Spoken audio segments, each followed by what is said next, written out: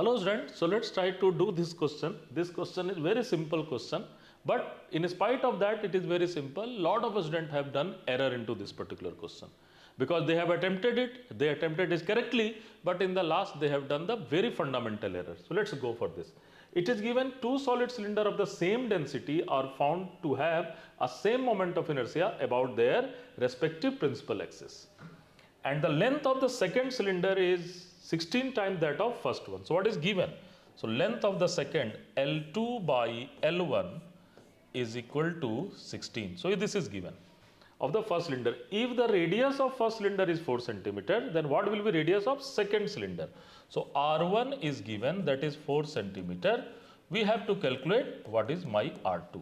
So let's go for this one. This is very simple, straightforward question. So suppose this is your cylinder of length L and radius R. So what will be moment of inertia? The moment of inertia about this axis, that is passing through your z axis. So m r square by 2.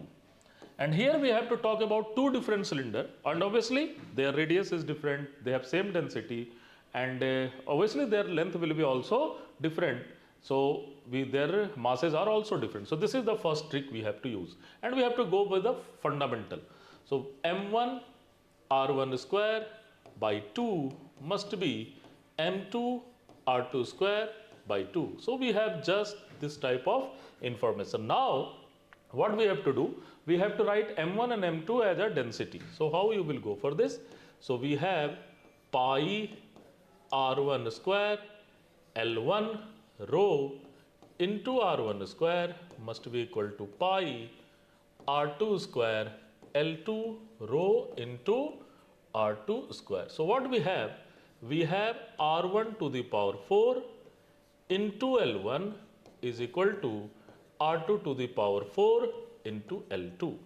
What we have to do? We have to calculate the r2.